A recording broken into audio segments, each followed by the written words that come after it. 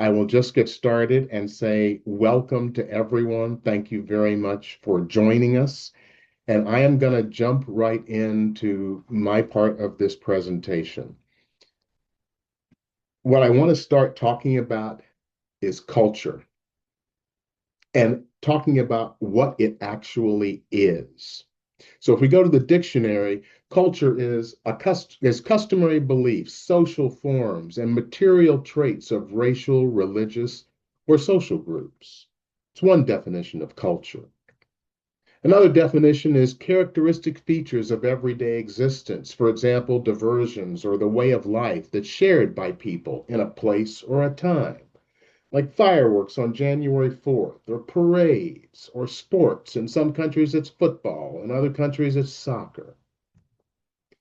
But a really important definition of culture is it describes the shared attitudes, values, goals, and practices that characterize an institution or an organization. So there are law firms that say we have a culture, or businesses that say we have a culture, or sports teams that say we have a culture. And it means the kind of values that they try and live and try and present in their work. That's what culture is, but this is what it does. It's an essential source of shared identity. I have no idea what these people are doing. I have no idea what those long horns are for. But if I grew up in that culture, I would know exactly what's going on here. I would know exactly what's being celebrated. It would have a place in my life. Culture helps people make sense of what's going on. If this is a scene in France, then these children having wine with dinner is no big deal. If this is a scene in many states in America, Child Protective Services is going to be at your door because you're giving alcohol to children. And finally, culture helps define the patterns and characteristics of human behavior. Organizations have culture, and that is the same truth when you come to organizations like law enforcement, police, ICE. They all have a culture. And culture is a powerful thing. We've always done it that way is a powerful statement. Because when culture conflicts with goals of change, culture can win.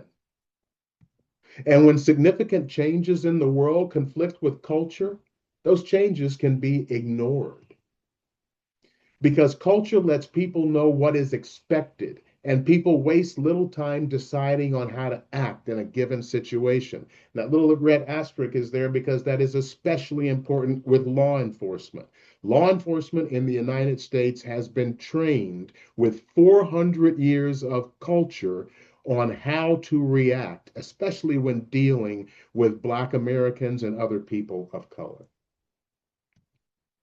So let's start with where it started. Building culture. In 1690, torture and death was called for so-called offenses. South Carolina enacted a model slave code for other colonies, including Georgia and Florida. And this is an act for the better ordering of slaves. And I'm not going to try and ask you to read this whole thing, but I'm going to focus on a part of it and just summarize it here. If you captured a Negro or Indian slave who was away without permission of their owner and you didn't moderately whip them, you had to pay a 40-shilling fine. And if any Negro or Indian slave were to strike a white person in any way, a justice of the peace was directed to impose, for the first offense, severely whipped. For the second offense, severely whipped, his or her nose slit, and face burnt in some place. And for the third offense, death or any other punishment. These were the ways that colonial America were dealing with the control of Black enslaved people. And we had a culture that was deeply impacted by white supremacy because white supremacy is what defined legality in colonial America. 1662 in Virginia, they passed a law saying children of enslaved mothers are also enslaved. Why? Because white slave owners were raping enslaved women, and the law wanted to be clear. If that baby comes out with blue eyes or freckles, don't go thinking it's a normal person. That's an enslaved person. An enslaved person's death while resisting a master was not a felony, 1669 Virginia. Substitute enslaved person with person of color, and substitute resisting a master with resisting a law enforcement officer, and it's still not a felony. 1689 to 1865, in 176 years, Virginia enacted more than 130 quote unquote slave statutes. This is how important the control of Black people was to the people in colonial America. It wasn't just the South. In New York, enslaved people who made noise on the street on Sunday, they would be whipped. And if more than three gathered together, 40 lashes on a naked back. In 1704 or 1705, slave patrols started, and we'll talk about those in a second. And in 1740, the South Carolina legislature passed 58 chapters of a law, in their words, not mine, so that the slave may be kept in due subjugation and obedience. And that was all about the 1739 Stono Rebellion. In Stono, South Carolina, enslaved people rebelled, killed many of their masters, and were walking in groups down the road shouting about freedom. Less than 1 year later, South Carolina passed the 1740 Negro Act, and codes like this continued to be passed and enforced until 1865, the end of the Civil War. This is actually a picture of the original code, the South Carolina Slave Code from 1740. And this is part of what it said. Enslaved people couldn't learn to read, write, and they couldn't play drums. Because even playing drums with reading and writing, these are ways you communicate with each other. These are ways you can talk to each other and plan and conspire to try and get your freedom. Enslavers can murder any enslaved people who defended themselves from the slaver's beating. And enslaved people were required to strike a white person if directed to do so by their enslavers. This was control at the highest level. And finally, in 1755, in Georgia, plantation owners and white male employees were required to serve in the militia because people were told, look, y'all have these plantations and you're making money with these enslaved people, but the only way to keep them enslaved is to use violence or the threat of violence. And in order to do that, we need a militia. And the militia was synonymous with slave patrols. This is what Samuel McGowan, who was the chair of South Carolina's Legislative Committee on the Military, had to say 10 years before the Civil War. And you remember conversations about the Second Amendment, and that was supposed to be so we could have guns to defend ourselves against a monarch, right? Well, McGowan said the militia is a safe National Guard, essentially anti-monarchical and Republican in its character. But that wasn't the importance. He went on to say, the institution of slavery requires that we should keep up the patrol, and it is intimately connected with and based upon the militia system. This is an armed police and derives its efficiency as such from its connection with the militia. If the militia system were abolished, the patrol would fall with it, or at least become much less efficient than it is at present. The militias were the beginning of slave patrols, which were the beginning of law enforcement institutions across America. So what happens when we go from constitutional America, or excuse me, from colonial America to constitutional America? Do we reject or double down on the colonial culture of white supremacy? And let's remember, this is 1619 to 1787 or 1789 when the Constitution is signed. So we're talking almost 200 years of colonial America and its involvement with enslaving people. And we doubled down. Slavery was protected 5 times in the first 5 original articles of the Constitution. We all understand the 3/5 clause, dehumanizing Black enslaved people, saying they weren't even a full person, But this had implications far more than just dehumanizing Black people. Article 1, Section 9, no ban on migration or importation of such persons. They didn't want to use the term slave or slavery in the original Constitution, so they came up with phrases like such persons. And this is saying no state can prohibit transatlantic slave trade from landing on their shores until 1808. So this protected the transatlantic slave trade. Article 2, Section 1, this is where it connects with Article 1, Section 2, because the Electoral College and the number of votes that any state got was going to be the equal of the number of senators, every state has two, and the number of representatives in Congress. And those representatives were decided based on population.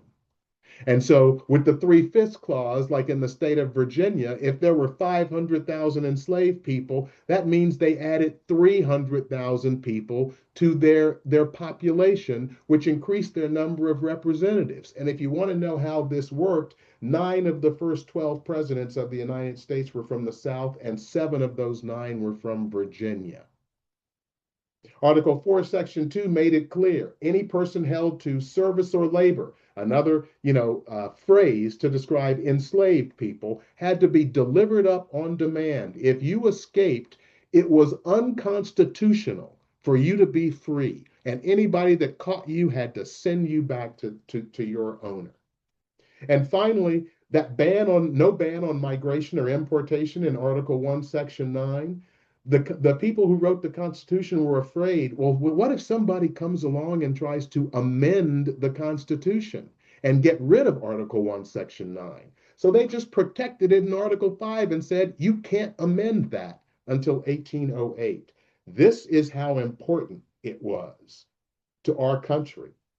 And so, did a 246-year cultural embrace of white supremacy just disappear when Lee surrendered? 1619 to 1865? No, it didn't. In the election of 1876, Rutherford B. Hayes beat Samuel Tilden, and it was the closest election in American history, 185 to 184 in the Electoral Congress. And there was a commission appointed to decide who was going to be president because there were disputes about the votes in Florida, South Carolina, and Louisiana. Doesn't that sound familiar?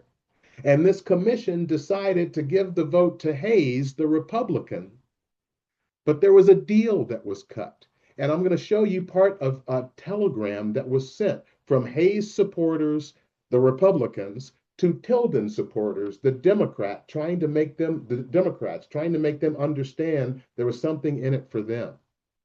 We desire to say, said the Republicans, in reply, that we can assure you in the strongest possible manner of our great desire to have adopted such a policy as will give to the people of the states of South Carolina and Louisiana the right to control their own affairs in their own way. And what that meant was withdrawing Northern troops from the South, and when the South started controlling things in their own way, not intervening. Think about the cultural implications of policing a people that are seen in the culture as less than, people that must be kept in their place so they don't infect the real people that the culture is concerned about. Jim Crow laws were essentially designed to keep Black people from voting, Black men from voting, and they used literacy tests, poll taxes, grandfather clauses, but other Jim Crow laws would also enforce segregation in all public places. This was the culture in America. And look at that one sign, no dogs, Negroes, or Mexicans allowed. This was the culture that was part of what law enforcement would deal with when they were dealing with Black people and other people of color. We all remember this, but what I'd like you to understand in terms of the history of policing in this country is this wasn't the first time white supremacists tried to overthrow an election with violence. And once before, they pulled it off with no police interference and with police support. And what I'm talking about is the Wilmington Massacre coup of 1898. The Fusion Party won all local elections, including those in Wilmington, in 1896. So there were no seats up for election in the general elections in North Carolina in 1898. All the Wilmington seats had already been decided, and they were won by something called the Fusion Party, which was an amazing thing where Black and white people came together and formed a political party with progressive ideals. And they won all the local elections in Wilmington in 1896. Well, in the elections of 1898, the leaders of the Democratic Party launched an election campaign based explicitly on white supremacy. And the Democratic Handbook of 1898 laid out the group's plan. And I'm going to show you an image they used.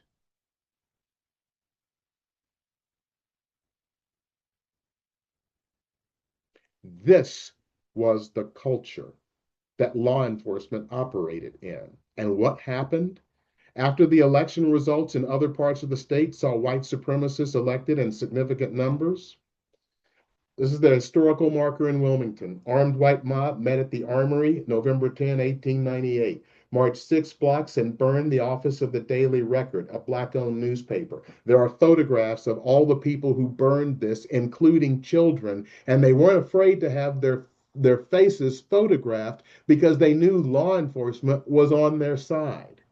This led to the overthrow of the city government and installation of the coup leader as mayor, and no one was arrested for any of this. Another example of police not protecting Black citizens. These are Black massacres that occurred all over the country. And just to give you an example of the intensity, I'll ask you to look at these six. Or excuse me, these seven. That is 7 mass killings in 6 years where no one was arrested. And the only people that were where there was a significant arrest in all of these massacres was in Charleston in 2015 with Dylan Root. Look at this image and look at the faces of those people and recognize what they were doing. This is a lynching in Marion, Indiana in 1930. And Brian Stevenson's organization has documented more than 4,000 racial terror lynchings between 1877 and 1950. 1877 to 1950. That's an average of 49 lynchings every year. And there are only 52 weeks in the year. So, folks, what this means is that there was an average of 1 lynching every week, every year for 83 years. This is the culture where Black people are being policed. John Ehrlichman had this to say in 1968 about Richard Nixon's strategy. We knew we couldn't make it illegal to either be Black against the war or Black. But by getting the public to associate the hippies with marijuana and the Blacks with heroin, and then criminalizing both heavily, we could disrupt those communities, arrest their leaders, raid their homes, break up their meetings, vilify them night after night on the evening news. Did we know we were lying about the drugs? Of course we did.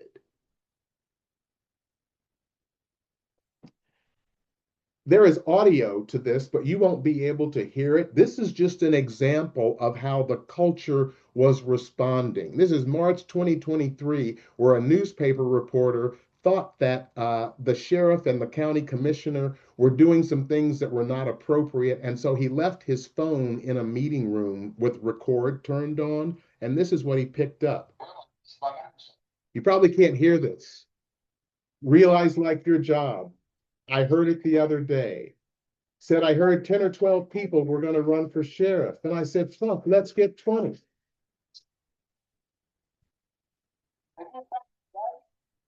they die when Alan Marshall take a damn blackjack, whoop your ass, and throw them in the cell? I'd run for fucking sheriff county.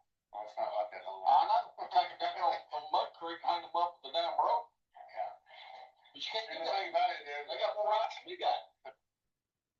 If you think this is isolated or, oh, that's just some weird thing in Oklahoma, no, because I'm going to show you reports, quotes from reports for the last 104 years where Black people get massacred, get abused by police. There is a study done, and the commission that does the study writes a report. Chicago 1919, Negroes are more commonly arrested, subjected to police identification, and convicted than white offenders. Take out Negroes and put in Black people, and that could come from today. Harlem, 1935. To the citizens of Harlem, extra police patrols symbolized the answer of the city authorities to their protest of March 19.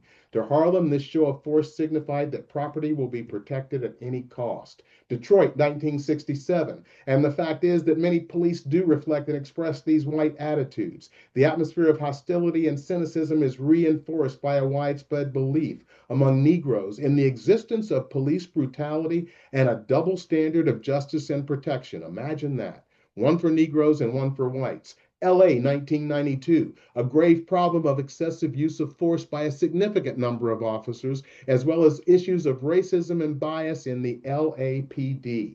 Minneapolis 2023, of 19 police shootings from January 2016 to August 2022, a significant portion of them were unconstitutional uses of deadly force without first determining whether there was an immediate threat to the harm of officers or others. This is 104 years of culture trumping the law. These reports could be mixed up, and if you change the way they refer to people of color, you couldn't tell which one came from 1919 and which one came from 2023. The problem is well known and well identified.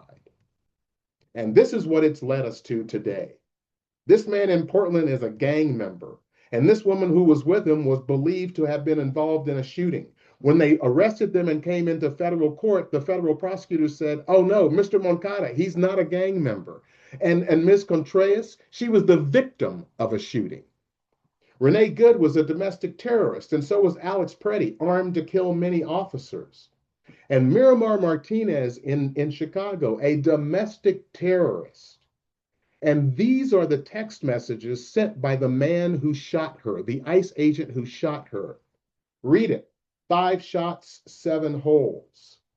I have an MOF amendment to add to my story. I fired 5 rounds and she had 7 holes. Put that in your book, boys.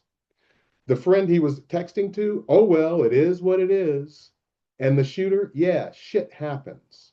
And when the shooter was asked for the meaning of his text messages, I'm a firearms instructor and I take pride in my shooting skills. Ms. Martinez wasn't a human being. She wasn't even a gorilla with a human face on it like Trump did to the Obamas. She was just a shooting target. And when you think about Renee Good and Alex Preddy, remember, yeah, they're white, but when white people stand up for others, they forfeit their whiteness in this culture of law enforcement. Last thing I want to tell you is just what William Burroughs had to say in this book, Naked Lunch. He said the title means exactly what the words say, naked lunch, a frozen moment when everyone sees what's on the end of every fork. And it is long beyond time for us to have a naked lunch moment with policing in America. Lauren, over to you. Thank you so much, Jeff. Folks, just give me 1 second while I get my slides up here. All right. Well, hi, everyone. My name is Lauren Bonds. I'm the Executive Director of the National Police Accountability Project, and I'm also a proud board member of the Who We Are Project, and just generally a huge fan of Jeff and his team and the work that they do. So I'm just really grateful to be here with you all today and to get a chance to talk about this with Jeff, particularly during Black History Month. I know some folks may not be familiar with the National Police Accountability Project, so a little bit of background on us. We are a national civil rights organization with 550 civil rights attorneys who are located all across the country. And what they do is they sue jails, prisons, and the police. And our work at NPAP is really to help our members be the best advocates that they can be. when they're suing the police. And that includes doing trainings, that includes serving as co-counsel in lawsuits, and that also includes advocating for policies and legislation that remove barriers to accountability for police. And some of our members who are based in border states and border towns have been suing ICE for the entirety of their careers. That has been the law enforcement agents who have been perpetrating violence and harm in their communities. And so when we saw this huge uptick in ICE violence after Trump was elected for the second time, this was a very natural transition for us. ICE or cops, that was something that many of our members have known for a long time. That's what many communities of color have known for a long time. And it was a situation that NPAP has been eager to respond to because cops are ICE. So one of the things that we've done is we held a training for our members in Minneapolis about 3 weeks ago. We went to Minneapolis and trained about 20 people in the room and another 130 or so folks on Zoom on how to sue federal law enforcement officers. And a lot of the training really did focus on the legal nuances of suing federal police and suing the federal government. But another big part of what we had to talk about was just how different culturally ICE has become from local policing. And now Jeff just gave a really great overview about how much of what's happening with ICE and CBP, what's happening in Minneapolis and other places, is the result of our history of policing. And that's 100% right. But at least local police departments have cleaned it up a little bit vis-a-vis what the federal law enforcement officers are doing. And so a big part of what we had to talk with our members about and the folks that we were training was about how different tactics, culture, and philosophy are for this federal law enforcement that we're seeing under this administration compared to the cops that they're used to suing. And so local policing is really informed by a lot of progress over the last 60 years. Yes, it is still, there's still a lot that needs to be improved. But all the way back in the 1960s, there has been an understanding amongst local police that they at least need to clean up their rhetoric around things. So in the wake of the 1968 uprisings in response to Dr. King's killing, the Kerner Commission issued a report, and in it, it addressed the issue of police violence. And some of the recommendations that they were making in that report were that you should de-escalate situations, that you should recognize the humanity of the communities that you're policing, that you should engage in this philosophy of community policing. And it's taken a while for that to take root, but for the most part, most leadership in police departments across the country are at least parroting those principles or including it in their training, including it in their policies. We saw more of that happening as the years continued when President Obama did his 21st century task force on policing. He really advocated for this shift in philosophy from officers being warriors to being guardians of their community. And we've seen federal administrations, federal law enforcement agencies really trying to be the leaders on reforms. We've seen them, adopting policies for their own federal law enforcement officers, including ICE, that limit excessive uses of force. That, President Biden, in his executive order during his term, created a national federal law enforcement misconduct database. He limited no-knock warrants. He included the creation of body-worn cameras or requirement for body-worn cameras for a number of federal law enforcement agents. So there's been a lot of progress in local policing in terms of how they talk about their work, at least what they're telling their police officers to do. But unfortunately, when Trump was elected a second time, there was a huge reversal of that. Not only did he rescind President Biden's executive order, not only did he destroy the federal law enforcement misconduct database, he really stripped down what the policing that federal law enforcement officers were doing to kind of its most pure form, the most unvarnished form of policing, which is one where there are no reforms, where there are none of those philosophies around thinking about de-escalation and thinking about being a guardian as opposed to a warrior for your community. Instead, we've got this philosophy. FAFO, fuck around and find out. Now, if you are lucky enough not to know what that means, FAFO is the philosophy that if you do anything other than comply with a law enforcement officer's order, even if that order is unlawful, you get what's coming to you. You deserve whatever consequences flow from that, even if those consequences are excessive, even if they're illegal. If you F around, you're going to find out. And so that has been the philosophy that we've seen ICE carrying out. We've even seen MAGA elected officials tweeting that in the wake of Renee Good's murder and Alex Preddy's murder. And sadly, it is not just something they say, it's something they believe, and it's influenced policy and practices as well. So this is how it's kind of manifested in how ICE has been operating. So as many of you know, there was a strong push to recruit as many ICE agents as possible over the last year. They had a goal of recruiting 10,000 people to be deportation officers. They did no background checks, and I don't say that like, just generally, like there was very little vetting that went into this. An Associated Press investigation found that as part of this hiring recruitment spree, that they hired 25 people who had recent criminal felony convictions. 25 people who had felony convictions. Now, there are all kinds of wandering bad police officers who get hired at local law enforcement agencies. Usually it's not, they usually don't have a felony that they were convicted of in the last 5 years. So that is below the standards of even the least sophisticated local police department that we would see in terms of vetting. In terms of training, most local law enforcement officers all across the country have a mandatory 12 weeks of training that they have to undergo in the academy, and then they have another 3 or 4 months of intensive on-the-job training that they're required to do. ICE agents only have 4 weeks of training. And there's also been reports that some ICE agents are just being sent directly to field offices without undergoing any training at all. And then you also have the issue of the guidance and the policies that ICE agents are being directed to follow.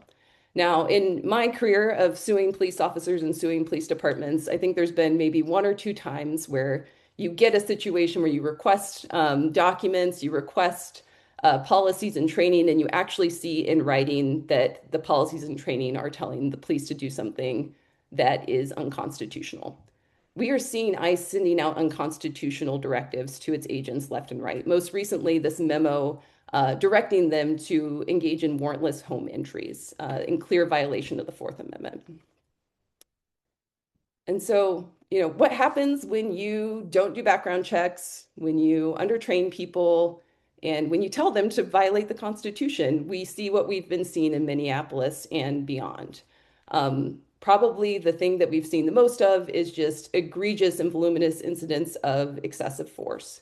So when we were on the ground in Minneapolis, when we were training our members, a big part of what we did was ask them, what are the things that they're hearing about? They had received over 600 complaints of ICE violence. And so we wanted to dig into those, make sure that we were giving them the best feedback and guidance on how to pursue legal action for them.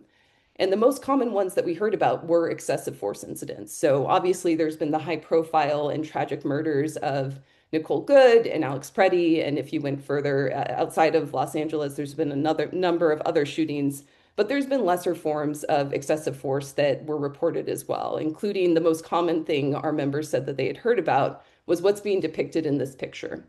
ICE agents deploying pepper spray without giving someone a warning. So saying back up at the same time that they're spraying, which is a clear violation of the Fourth Amendment and the First Amendment. And then you also have, a lot of investigative reporting that's uncovered other forms of lethal force that hasn't resulted in death. 40 cases of immigration agents using banned chokeholds or other positional restraint holds that have caused people to lose their breath. And again, local police do this stuff too, but there's not an issue of 40 cases in the last year of local police departments using chokeholds. That's a banned, acknowledged use of lethal force that very few local law enforcement agents are using in this day and age. Another thing that we're seeing, which isn't surprising, but is still shocking in its own right, is a lot of racial profiling. So our member, one of our members and our future board president, Fred Brewington, who's in Long Island, had a case like this where his client, who's a U.S. citizen, was detained for 4 hours by ICE for no other reason than he's a Latino man. He was a U.S. citizen, has lived here his entire life, was detained for no other reason than he's brown. We had a member in Minneapolis when we were there doing a training, also representing a U.S.-born citizen who was detained by ICE and sent to the Whipple Center despite having all of his paperwork, simply because he was Black and he lived in a community of Sierra Leonean immigrants, and he was, literally being shipped to Texas before they were able to figure out that yes, he is a U.S. citizen, and to release him. And investigative reporting has found that there's been over 170 U.S. citizens that have been detained by ICE agents under the Trump administration. And again, these detentions are happening for no other reason than because people are Black or brown and because of their ethnicity and the language that they're speaking. So what can we do about it? I think that it's been one of the most frustrating things about everything that we've seen in Minneapolis and before that Chicago and before that Los Angeles is that there's been very little that it seems like elected officials can do. We know that the federal government is not taking these investigations seriously. After Renee Good was murdered, it wasn't the officer who was investigated, it was Renee Good's wife that was investigated by DHS. And we're also seeing even well-intentioned local elected officials being really limited in what they can do in response to this. Keith Ellison in Minnesota has been very eager and active to hold ICE agents accountable, but he's being shut out of the investigation. And so we think it's really important that people file lawsuits, Federal Tort Claims Act lawsuits in particular, and I'll talk a little bit more about what that is and how you do it in a minute, but this really gives the people who have been injured by ICE the power back to pursue their own pathway to accountability, to pursue their own pathway to justice.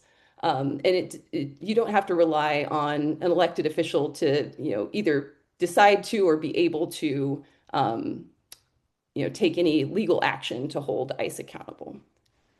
Another thing that can happen is state legislative changes. So at NPAP, it is our strong belief that the best way to protect people from police violence is to limit interactions between police and the public. And states have enacted different legislation, including Illinois, to limit ICE's access to the public.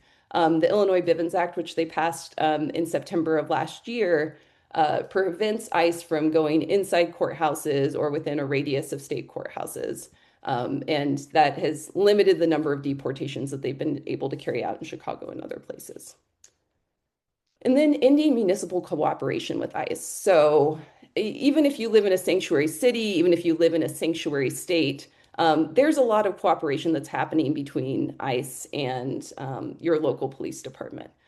And a lot of that happens through surveillance technology. Most police departments are interconnected with federal surveillance apparatuses or apparatuses that federal agencies have access to. They also use kind of similar technology that integrates into federal databases when you're booked into jail. And so a way that we can protect immigrant communities and all communities is by ending these agreements and ending participation in these databases and data sharing systems. And then finally, hold all police accountable. I know I just spent a bunch of time talking about how much worse ICE is than regular police, but they're all still police at the end of the day. And I think ultimately, local law enforcement and ICE are enmeshed in such a way that it is impossible to just take on ICE accountability without taking on the broader issue of police accountability. And one of the things that I would really highlight is that, yes, in Minneapolis, we saw, local police being somewhat unwilling to cooperate with ICE. But the reason Tom Homan said that he was willing to end the surge is because the governor and the mayor of Minneapolis both said that he was getting the cooperation he needed to carry out ICE enforcement going forward. And you have to also look at all the states and all the municipalities where there's strong Trump support in the echelons of elected officials. In places like Florida, Texas, and Iowa, they've actually made it a state crime to be undocumented in the state. So for it to be unlawfully present in the United States and be present in that state, a local law enforcement officer can arrest you for that, and you can face criminal charges for that. So I want to go back just briefly to lawsuits, how and why to sue. So I think the reason that so many of us care about the violence that we've seen in Minneapolis and other places is because we care about the people who are being harmed. We, see what's happening to the families of people who are being murdered. We see the injuries that protesters are sustaining, that reporters are sustaining, that, sometimes faith leaders are sustaining, and we think that that's not right. And so if we care about what happens to them, we should make sure that they have a pathway to justice and that they can seek compensation. So that's one reason. And I have a picture here of Keith Porter. That's the man I mentioned a couple of times who was murdered by an off-duty ICE agent in Los Angeles. He was the first person killed by ICE this year before Renee Good and Alex Preddy. And he has two daughters now who are no longer going to get the emotional or financial support from him as a father that they, that every child would hope that they'd be able to get from their parents. And we should want to make sure that they have a pathway to justice. And the Federal Tort Claims Act lawsuits I've mentioned are the way to do that. And so a little background on a Federal Tort Claims Act claim. It's a lawsuit that you can file. It isn't against an individual ICE agent. It's against the government as a whole. And so you sue the government for the misconduct of individual agents. And I think that's appropriate because, as we know, this is being directed by the highest levels of the Trump administration. So they should be on the hook for what's happening. And the Department of Justice is usually the people who defend these cases. And so one of the reasons these cases, in addition to making sure that there's compensation for victims, that another reason that it's important is it can be a huge source of transparency. So I think another thing that's been really frustrating about what we've been seeing in Minneapolis and other places is that we are getting zero information about how things happened, who was involved. There's been some great investigative reporting, some great information that's been unearthed through FOIA request. But ultimately, at the end of the day, we haven't gotten very much information at all about what is going on. And a civil rights lawsuit gives you access to information you literally cannot get anywhere else through the process of civil discovery. And so we're not going to be able to stop ICE. We're not going to be able to hold them accountable if we don't have this information. And individual civil rights lawsuits have the capacity to do that. And finally, as I mentioned, the Department of Justice is who has to defend against these cases. And I don't know, you guys, if you didn't see the Epstein hearings, Pam's going through it. The Department of Justice is really struggling right now. They are understaffed, they are embattled, they do not have the capacity to carry out even the basic functions of the department at this moment. And so if we filed 600 lawsuits, if those 600 complaints that we have in Minnesota got filed, they would not have the capacity to defend against those cases. That would put incredible pressure on this incredibly problematic department and this administration. And if we have a pressure point to push in this moment, we should push it. So I guess another thing I just want to address briefly is, what's after Minneapolis? As we already mentioned, Tom Homan said that the ICE surge in Minneapolis is ending, that they're kind of withdrawing all of the deportation officers and CBP agents who had been deployed there. So, you might be thinking, with all the other things that are going on with this administration in this world, in our world right now, why should we keep focusing on ICE? And I would say the number one reason, which isn't even listed here, is our government's partially shut down because DHS and the Trump administration are refusing just to follow the Constitution. They are saying that they would rather not follow the Constitution than get the funding that they're requesting for these agencies.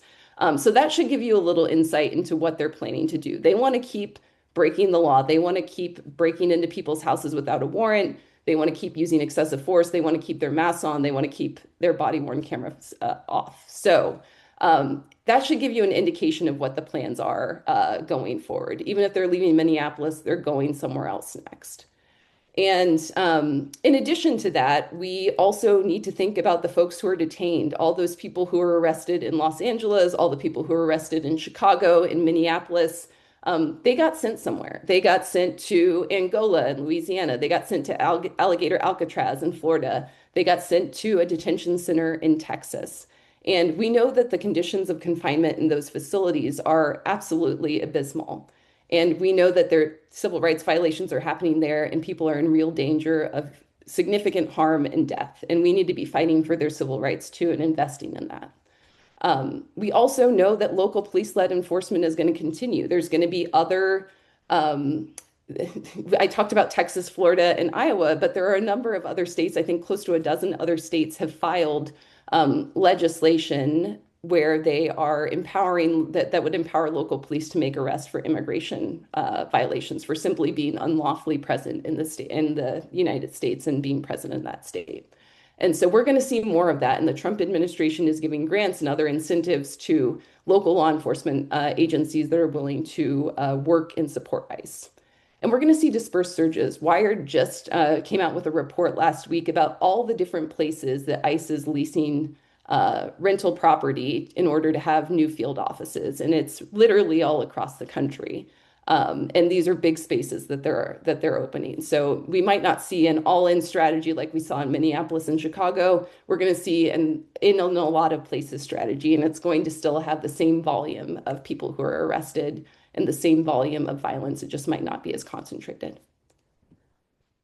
So now there's also, what can you do in addition to what we can do generally?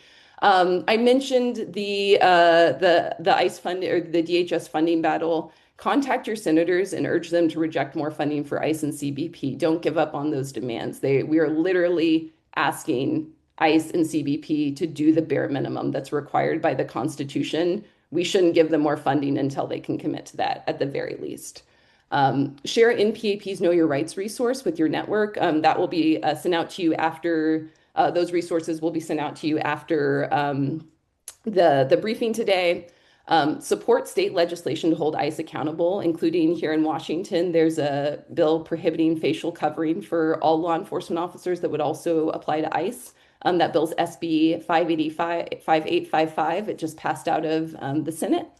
And then also there's federal legislation you can support. Urge your senators and representatives to co-sponsor the Bivens Act, which would make it easier to sue ICE agents when they violate people's rights. And I'll turn it over to Jeff to finish up this slide.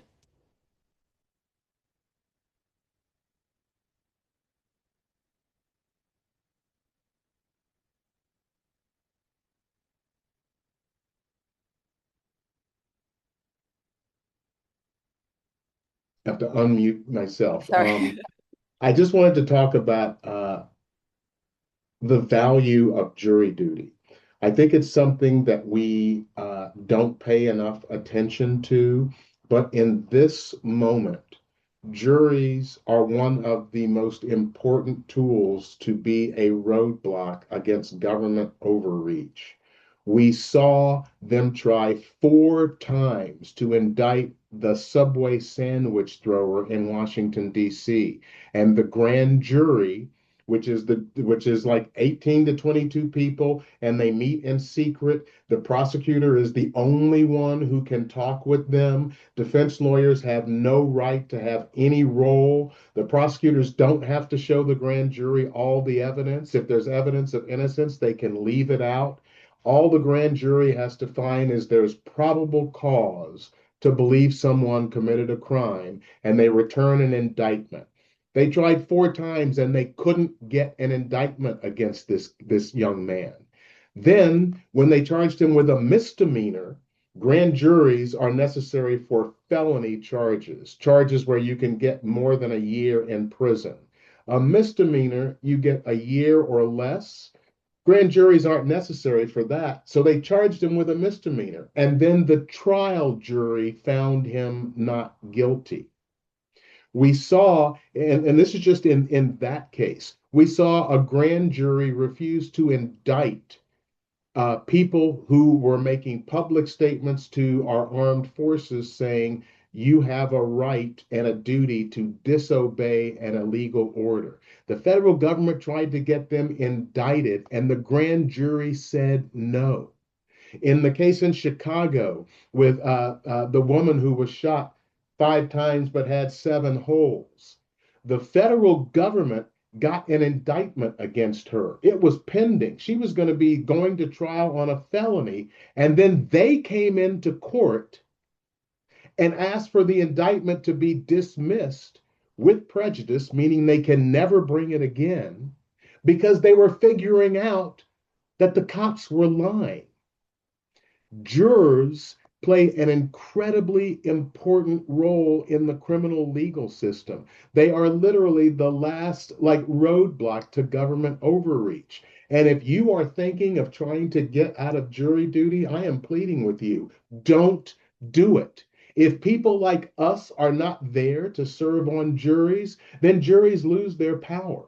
This is an obligation of citizenship, but it is also one of the most important ways to push back. So I'm asking not just for you to be involved if you are called to jury duty, but to talk to people in your community, talk to people that you work with about the importance of jury duty, because if we don't show up, we can see what's going to happen. And so finally, I would say, you know, maybe you can understand why we are so thrilled at the Who We Are project to have Lauren on our board of directors. One of the things she said, I think, is really important. With all the culture that we're fighting, with all the things that we're fighting in law enforcement, can you make progress? Think back to Obama and Biden presidencies. There was progress that was being made. This culture can be overcome, but it's going to take concerted effort, and that's effort from all of us. If you can support the Who We Are project and NPAP, that is a fantastic thing, and I know many of you already do that, and we really appreciate it. But we are at a critical point in our country. This push is going to continue, and just remember, we got midterm elections coming up in about 6 months. So the last thing I'll say is don't even think about not voting. Don't even think about not participating in these elections, because they are critical and one way to send a message going forward about what we will and won't tolerate.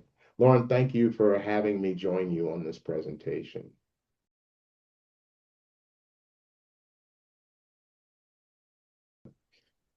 We have to understand that this is about the long game. This isn't about resolving something in 3 or 4 months or in a year or 3 and 4 years. This is the long game. And the litigation that Judge Hunt is talking about can be protracted, it can be complicated, but it can be successful. And I will tell you, the woman in Chicago who was shot 5 times but ended up having 7 holes, what's coming out of that case, and she has filed a lawsuit, is we are going to find out more information about what is actually happening, who's making the decisions, and how they're making those decisions. This is what will come in discovery. Those text messages that I showed, the police, or excuse me, the federal prosecutor said to the judge, don't release those text messages because they will bring embarrassment to the agent and his family. And the judge responded, you didn't seem to have any problem damaging this woman's reputation by calling her a domestic terrorist. The discovery in that case is going to uncover more and more evidence of abuse. And whether you winning lawsuits that you file is obviously the most important thing, one of the most important things. But I think almost equally important is the discovery that will come out of those lawsuits that can then be made public so that people understand exactly how ICE is operating. I promise you, the people who were named in those text messages in Chicago, if they were running for office, they've got a major, major problem because they're going to have to justify that stuff. So I think the legal profession has an important role to bring aggressive lawsuits, and some of those lawsuits will be successful and some won't. But even in the ones that aren't successful, I believe it's the discovery process that can be critical, because when you can put things in public and the smell becomes real for people, that's when you have people that may be willing to vote a different way, that may be willing to support an organization they didn't support, and may be willing to question their automatic allegiance to whatever quote unquote law enforcement wants in this country. I just want to thank everybody for joining us this afternoon. Um, it is one of the things that Lauren said, I just want to go back to. She said that there was some cleanup in local law enforcement during the time that Obama was in office and during the Biden administration. I talked about the power of culture, especially the power of culture that has lived and breathed and existed for centuries. Culture can be changed.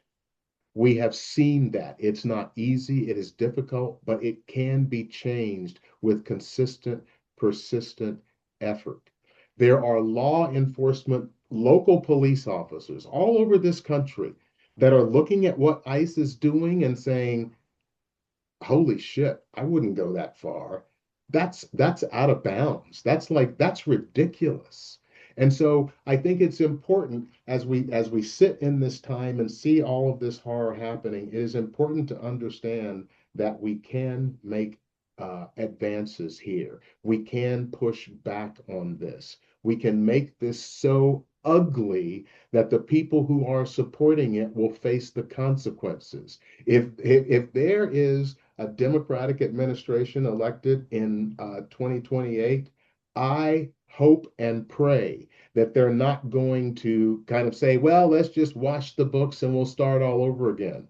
People have to be held accountable for what they've done. And we can do that by supporting the lawsuits that NPAD is filing, supporting the work of the Who We Are Project, finding another organization that's working on this stuff to support them, doing something that you're not doing right now.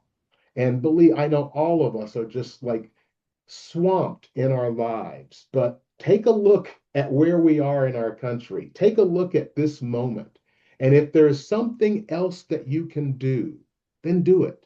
If there are other people you can talk to encourage them to do things that maybe they're not doing, then do that. Every single one of us has contacts with family, with community, with the people we work with or the people we used to work with, people we can contact and say, what are you feeling about this? Have you thought about doing this or that?